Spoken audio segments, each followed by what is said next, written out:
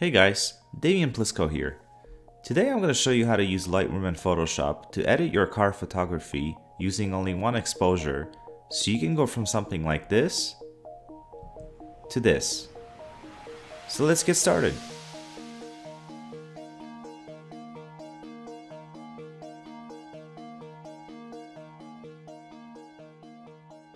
So as usual, we're going to start this tutorial today using Lightroom to make some adjustments and then move on to Photoshop to make further adjustments in there.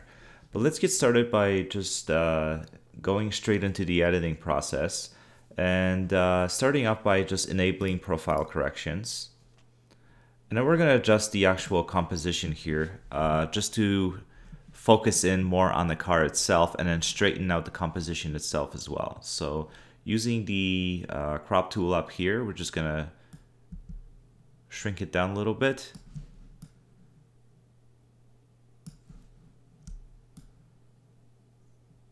You can hold shift to proportionally scale the composition down, or you can not hold shift and this will allow you to free scale the actual image as well.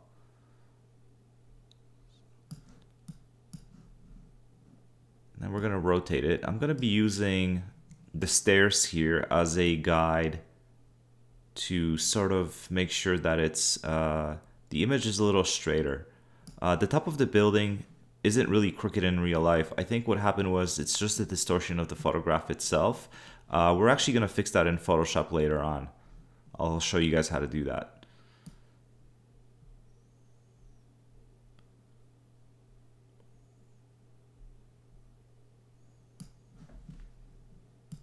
Okay, just move it down just a little bit.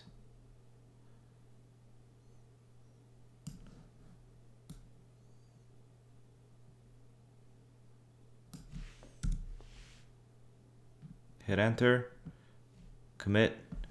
Okay, that seems about right to me. So let's go on to the next step. So now we can get into making some basic adjustments on the photograph. So starting with the white balance, let's make it a little bit cooler. So just going back to the numbers that I was using before, I'm going to make it about 3000. And then adjust the tint a little bit towards the green side to -20.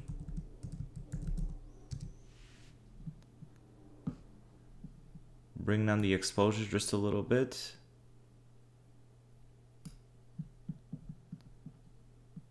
Now we're going to bring up the contrast to above 5. Bring down the highlights by about 85. We're going to bring the shadows up by 100. Bringing the whites up by about 15. Bring up the blacks about 65. Let's go clarity 20. Dehaze 20. Vibrance stays as is. Saturation stays as is. Now the majority of the color corrections are going to be actually in the hue, saturation, and luminance panel. So starting with the hue, we're going to leave the reds the way they are. Same with the oranges. The yellows are going to be slightly towards the right side. Again, these adjustments that I'm making here are all obviously subjective based on the look and feel that I was going after. Let's move the greens towards the yellows a little bit to about -55, 56. Now we're going to move on to the saturation. So starting with the red, that's going to be untouched. We're going to reduce the oranges by about -85. And you can see it disappeared, took a lot of the oranges from the ground here. We're going to reduce the yellows by about -45, so took out a lot of the yellows from the building up here. We're going to reduce the greens as well by about -45. So it really affected this area here. And then aqua -100, and you can tell when I click it, it really reduced all the blues inside the building here, because we're going to take a lot of the attention away from the building inside of it here. And then it blue by about -60. So that will affect the car a lot, quite a lot here, and then the sky, which will be replaced anyways in Photoshop. Now we're going to play around with the luminance panel up here. So starting with the red, we're just going to reduce it by about -25. Going up to the orange, we're going to bring it up to 55. It just brightens up the ground here. And then the yellow will be about -30. So again, reduces the luminance down up here. The green is about -75.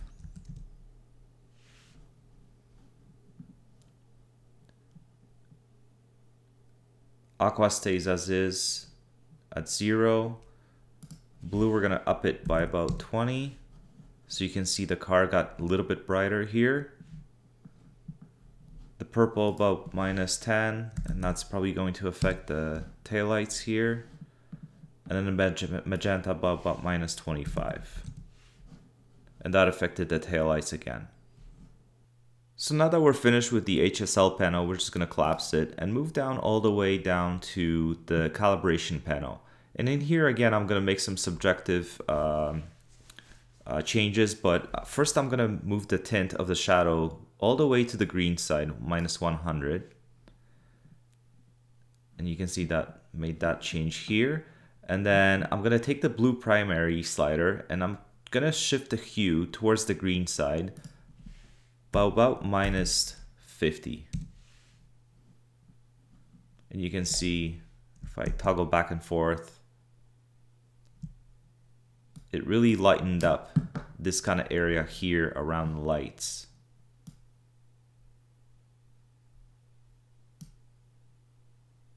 So this is the kind of look and feel that I was going for. So now that we're finished making the adjustments in Lightroom, let's move on to Photoshop. So now that we're in Photoshop, the first thing that we're going to do is straighten out the top of this building here, because as you can tell, it's obviously quite distorted. So what we want to do is get it so it's a straight edge here and then a straight edge here. So, and the way we're going to do this is first we're going to just drag down a rule guide kind of to let us know what is a straight edge. Bring it down just to the top of the building, and as you can see, it's obviously way off. So we're going to select the original layer here. We are going to use the lasso tool. We're just going to go in, not being too concerned about the being accurate with the sky, because that's going to be replaced anyways, but just going around the edge of the building here. Okay.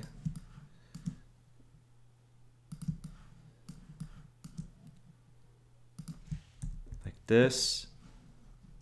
And then you can go all the way to the top here. Okay, now we have a selection. And now what we're going to do is actually actually first we're going to do is actually go under Edit, Transform, Skew. And we're going to take this middle point here and just drag it up. And as you can see, drag it up all the way to that guide where it shows you that it's actually on a straight edge. And then hit enter. Okay. While everything is still selected, what we can do now is actually nudge this down so to eliminate this large gap here, which is going to be a little difficult to clone and stamp. So we're going to use the select tool and then just nudge it down like this. Okay, so now that we finished nudging it down, maybe we can nudge it down just a little bit further here, just to close the gap. We can hit Command D to deselect, and you can tell it closed off the gap around here. But let's go back to Command Z one time, and then let's just duplicate this selection here by hitting Command J. So as you can see, duplicated the selection. Let's bring it behind the original layer. And now what we're gonna do is just Command T, and we're gonna transform it by just stretching it. And then maybe moving it up a little bit.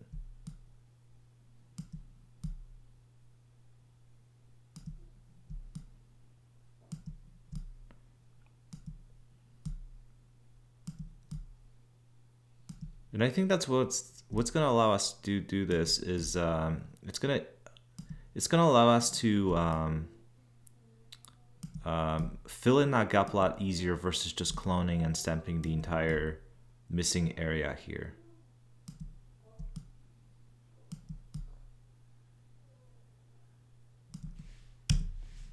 Just hit enter. Okay, so let's use the clone stamp tool on this back layer here and just fill in the gap, still in some of the missing pixels here. And then what we can do is merge the two layers, and using the patch tool, I think we can just go in and kind of select the hard line between the two selections here, kind of merge it into one, so it kind of looks seamless, as you can see here.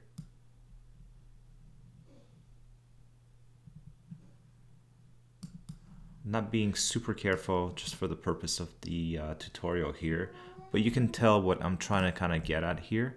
And then using the clone stamp tool maybe, or even the patch tool, you can kind of fix up some of these areas here as well.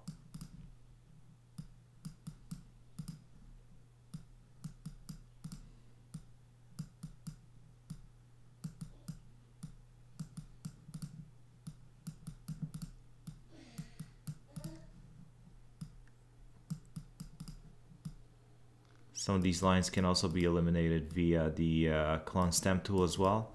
But again, I'm not going to take too much time just because I think you guys get the gist of what I'm trying to get at here. So that looks a lot better in my opinion. It's not a perfect done job, but for the sake of the tutorial, I'm just going to leave it as is for now. Now that we've finished adjusting the building at the top, let's just go in and kind of get rid of some of these reflections from the car here, using the patch tool and the clone stamp tool. So if I just zoom in, I start getting some of these reflections from the external lights here.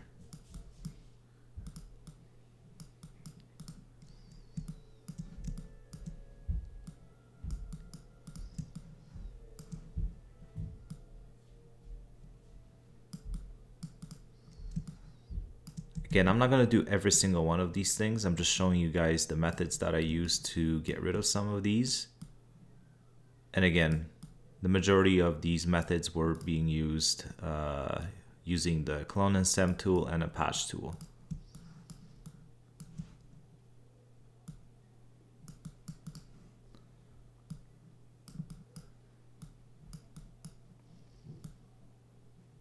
Blend that in a little bit further.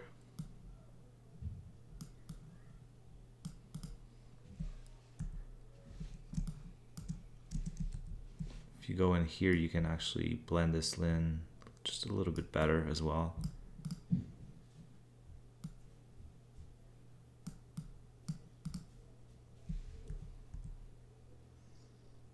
So what you'd want to do is obviously get rid of all these little reflections in here as well. And you can see how easy it is by me just dragging and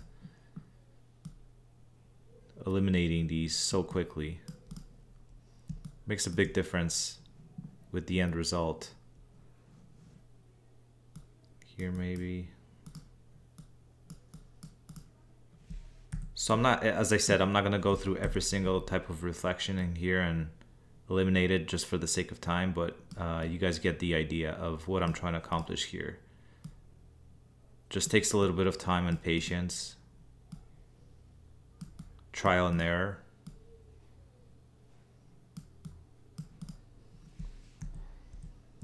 That looks much better.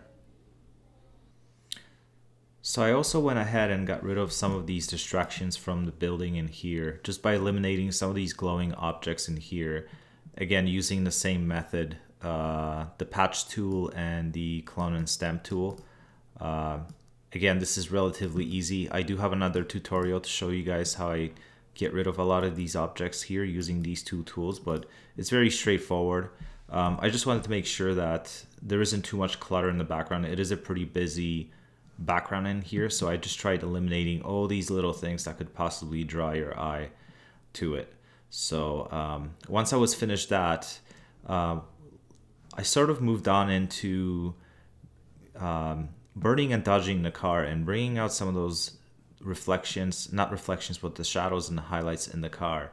And when I usually do this, I usually duplicate the layer. That way, in case I ever make any mistakes, I can always go back and revert. Or I can turn on the opacity of this layer so it's not as drastic as what I intended it to be. So using the dodge tool, and let's just say the highlights, I usually turn it down to 10% like max. And I start just brushing away, you know, the parts of the car that I want brought out.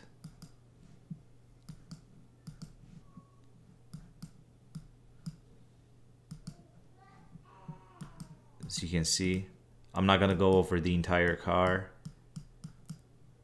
but I'm just showing you guys kind of what I did here.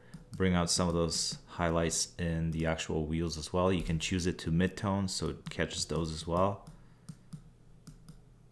Bring out some of the details in the tires as well. Again, you have to be very careful not to overdo it as well, or else it looks too over edited.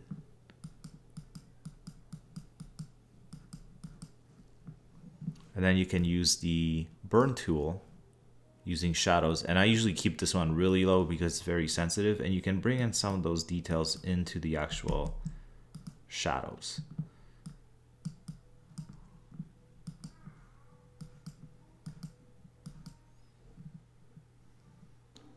So I think what I'm going to do now is actually take the layer that I originally worked on, the picture, and just show you guys the difference. So as you can see, I eliminated a lot of those things in the background here. I also eliminated this little shadow here. And I dodged and burned the car to bring out more detail in the car itself. So we can go ahead and just delete those two layers, and we can work off the layer, the original photo that I actually worked off of in the beginning. So the next thing that I did, let's just take this guide off here. I felt the sky was a little bit too plain, so I decided to actually bring in a replacement sky, and I'll just click that layer on right now. And essentially what I did is I found a photo with a similar vibe in a similar, taken out a similar time, I guess. If I could just like right click on this and just disable layer mask, you can see this is the original image. Okay. And then I enabled the layer mask, so I essentially just masked it out so it sits nicely behind the building and I positioned it correctly. And then I went ahead and made a bunch of different adjustments to it to make it look like it's so it fits better with the overall photo. So I adjusted the levels on the sky. Then I went ahead and I believe I desaturated it a little bit. And then I went ahead and changed the color balance so there's less blue in it and a little bit more red. It's a subtle difference, but I think it does make a difference in the overall composition and the photo. So next I went ahead and actually, I still felt like this background here was a little bit distracting. So what I did using the lasso tool, I cut it out from the original layer here, and I separated it and I darkened it quite a lot using the levels. As you can see, in my opinion, it does make a huge difference because it doesn't dry your eye as much, and it does put more focus on the car itself. So again, it's just a simple adjustments of the layers, of the levels. And then I still felt like maybe this window obviously had to be adjusted as well to match the background now. So I just drew a shape using the pen tool filled with black, and I reduced it down to 55%. Next, I wanted to slightly change the hue on the lights. So using the hue and saturation adjustment layer, I just went ahead and took out some of the magenta out of the taillights and made it a little bit more orangey. On this levels layer here, I selected this layer obviously here, and then using a levels adjustment, I darkened this entire area here. And I'll show you guys the reason why I did this. Also, I did this area here as well just to take out some of that attention from that area here. But the main reason why I did it is because there's going to be a Porsche logo right on top here. And it would have looked off if it wasn't really lit, if it was really bright and this logo would still be lit up like this. So it looked more natural once you darken this background here. And the way I've kind of went ahead by finding out how that would look like is I did some research on Google, and I just basically just typed in, you know, typed in Porsche dealership at nighttime, found some pics, and as you can tell, use these things as a reference to kind of guide me in the right direction. And then I kind of typed in Porsche watermark in Google as well, and found this PNG that I basically drag and dropped into the image itself. And it's flattened now, but essentially what I did is applied a orange color overlay to it, and then an outer glow with a blend mode of overlay to it. Once I was finished doing applying the logo to the building, I then decided to add another element to the building itself. And as you can see, it originally had some sort of lights underneath here, but I kind of wanted to emphasize those a little bit further. So I drew my own light bar, and essentially what it is, again, it's a using the pen tool, I just drew sort of like this shape here. And then I went ahead, applied a color overlay of white to it. You can actually change the color here, but anyways, you can see I applied a white color. And then I applied a hard outer glow blend mode to, not blend mode, style to it as well, with a blend mode of hard light to kind of make it look like it's glowing as well. And I thought that was a nice touch to the rest of the building and the logo as well. Once I was finished playing around with the building here, I really wanted to emphasize this shadow a little bit further because I like the dramatic feel and look of it. So essentially what I did is with the pen tool, using the pen tool, I drew a path around the original shadow, and then using that as a guide, I applied a levels adjustment to the actual shadow. And as you can see, it darkened it quite a lot, made it stand out a little bit further. Next up, I wanted to bring out some of the reflections from the taillights into the ground here. And essentially what I did with this is, I'll just turn it on.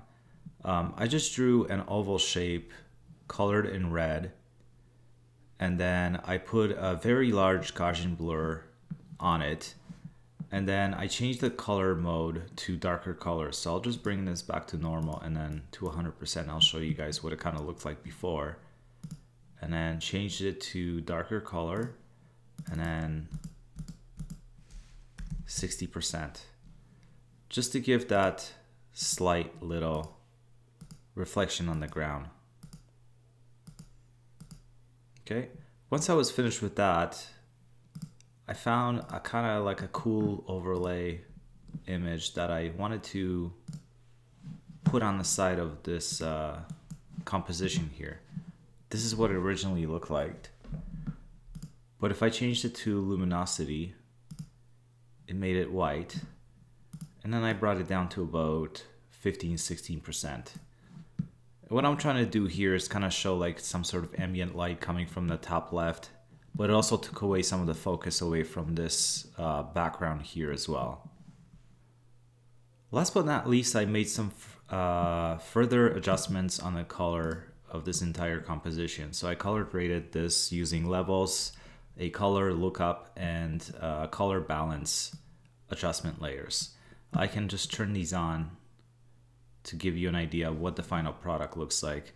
I like the overall vibe. It's got some bluish tint to it.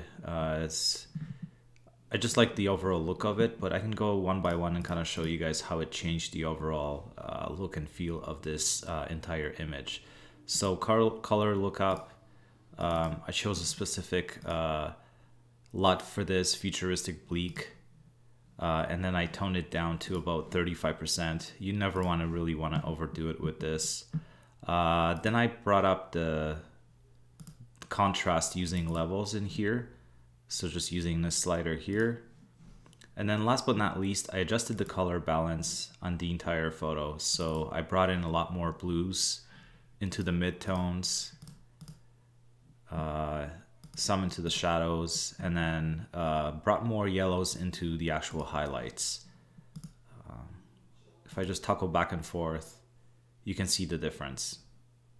So once I was finished making all the adjustments, I selected all the layers, I duplicated them, and then I flattened them by merging them. Takes a while. Okay, so here I have it in flattened layered. I went ahead and using the camera raw filter, I went ahead and kind of made some further adjustments. The same ones you can make in Lightroom, but I stayed in Photoshop for this. So again, I tweaked the color balance and went more towards the blues again. And then for the tint, I went more towards the greens. I upped the contrast just a little bit, reduced the highlights by about -5 maybe, brought up the shadows.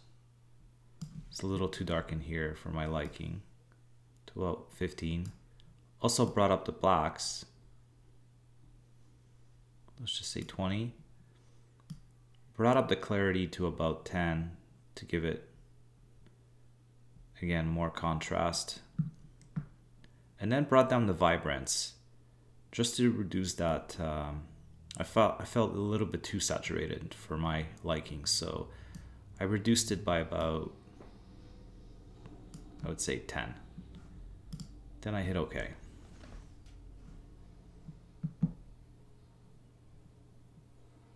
So if I toggle back and forth, it's a subtle difference, but I think, in my opinion, I like it much better this way. So we've come to the end of today's tutorial. I hope you guys enjoyed it. I hope you guys found it useful. If you guys did find it useful, don't forget to comment. Don't forget to subscribe to this channel. There's going to be a lot more content coming soon. Thank you for watching this. Take care.